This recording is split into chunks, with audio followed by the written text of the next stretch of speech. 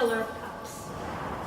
We demand that you end the extortion of nightclubs, bars, and any other businesses you are strong-arming for cash. We demand the right to peacefully protest. These are our streets, not yours. We demand the immediate end to the harassment of the homeless. These are their streets, not yours. In honor of King's legacy and Oakland's current struggle, we make these additional demands. Drop the charges and rescind the ransom against the Black Friday 14th. Make Oakland a sanctuary city we are supposed to be and provide amnesty for all immigrants. We demand a stop to all abuse and violence against GLBTIQQ people committed by law enforcement. Locally, the Oakland Police Department receives 69% of the city budget, and nationally, police receive 51% of the budget. Redistribute these funds for co-ops whose purposes will be to provide a quality of life for oppressed people, for oppressed nationalities by building schools, grocery stores, medical facilities, and create a living wage with job benefits. 50% of the jobs at Coliseum City Development should go to people of color, and 51% of the jobs should be protected for disenfranchised populations like those of us on parole and probation, even for violent offenses. Conduct a health impact assessment that lays out how many Oakland residents will be displaced as a result of the Coliseum City Development and other undesirable outcomes. Commit to providing living wage job with benefits to all employees of the City Coliseum project, from the janitor to the retail clerk. Protect the rights of all people to vote, especially disenfranchised populations like those of us on parole and probation. Abolish practices that continue to penalize people returning home from prisons, and instead create welcome home packages that include housing, jobs, educational opportunities, and counseling. Create a task force comprised of the most impacted community members to devise a plan that will allow for the abolishment of all prisons, and instead create a set of community-based responses to violence, crime that do not further criminalize our communities. And we stand in solidarity with the national demands made by Ferguson Action to demilitarize and enforce law enforcement in the county and country, a comprehensive review of the Department of Justice into systematic abuses by the police departments, and development of specific use of SCORE standards and accompanying recommendations for police training, community involvement and oversight strategies and standards for independent investigatory discipline mechanisms when excessive force is used, a comprehensive federal review of police departments' data collection practices, and the development of new comprehensive data collection systems that allow for annual reporting of data on the rates of stops, frisks, searches, summons, and arrests by race, age, and gender. These standards must also include a DOJ review trigger when the departments continue discriminatory policy and practices, repurposing of law enforcement funds to support community-based alternatives to incarceration, and the conditioning of the DOJ funding of the end of discriminatory policy and the adoption of DOJ best practices.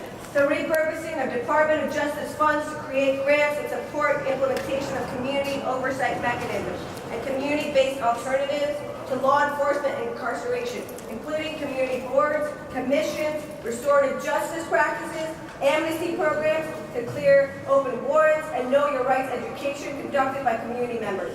The Department of Justice, the development of the DOJ policy to withhold funds from local police departments who engage in discriminatory policies and practices and condition federal grant funds on the adaptation of recommendations of DOJ trainings, community involvement, oversight strategies, use of force standards, and standards of independent investigatory disciplinary mechanisms.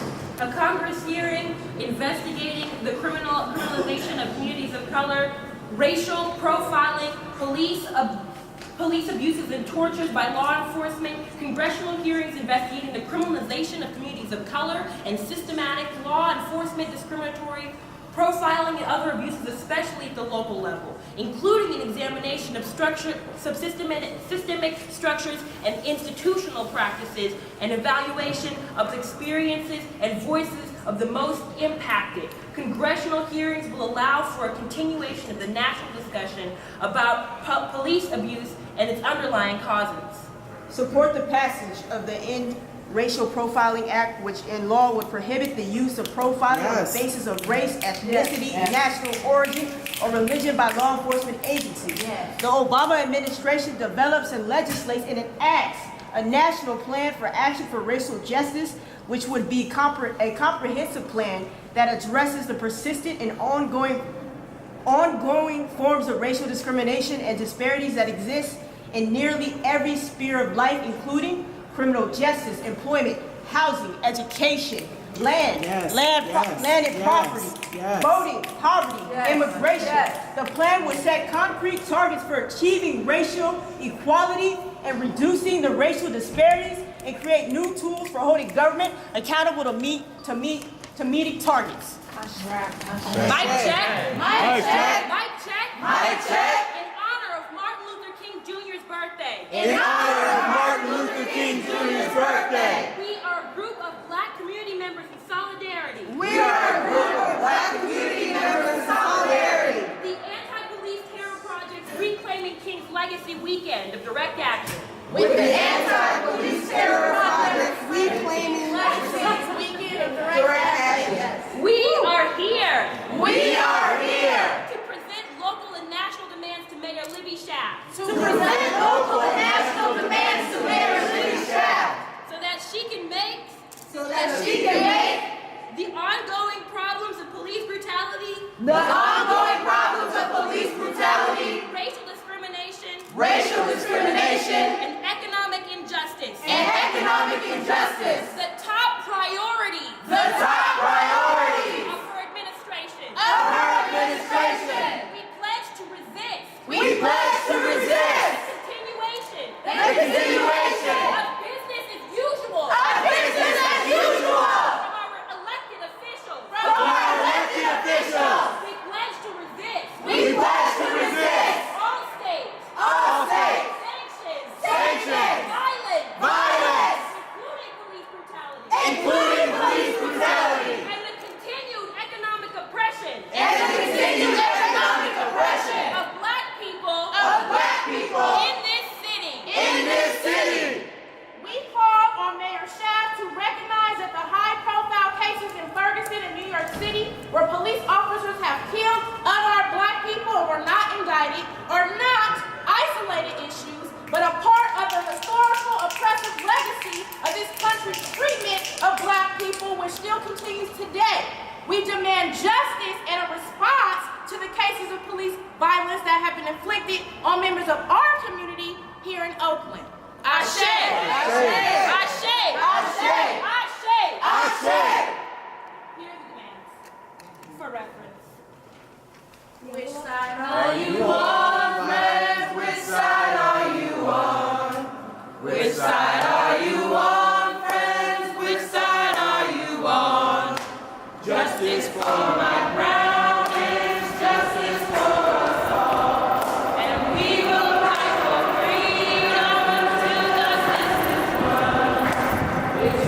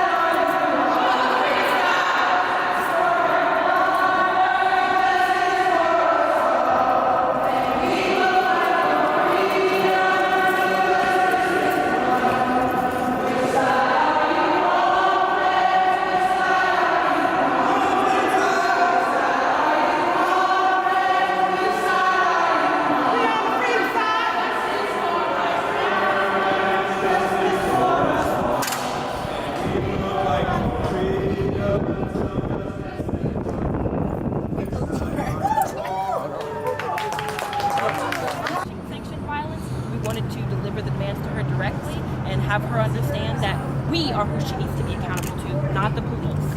We are the ones who are the most impacted by police violence and economic oppression, and it is our duty to fight for our freedom, and we are going to ensure that she knows that it is us who she needs to be speaking with, it is us who she needs to be talking to and understanding, and it is us who will be able to aid her in doing her job correctly if she wants to represent the city of Oakland. Are you guys interested in seeing why maybe she didn't step outside of her office if she isn't there? I believe that if she was unable or unwilling to speak to the members of her community, that is something she needs to deal with on her own, and then reflect on how that reflects on her as an elected official who can't even look at the people who have organized to speak with her because she didn't have the time. All right. Well. Can she say one sentence about the whole weekend? Like why we're here? This is part of reclaiming and everything that went on in that office just now. This is a part of reclaiming MLK's weekend.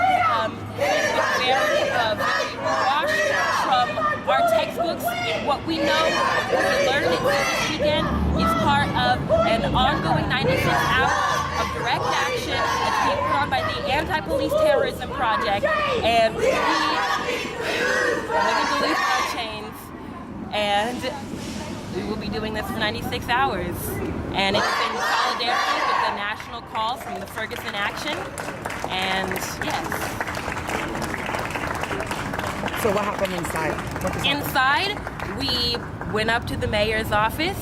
We asked to speak with the mayor, and we were told that she was unavailable. And so someone else was offered to us to speak in.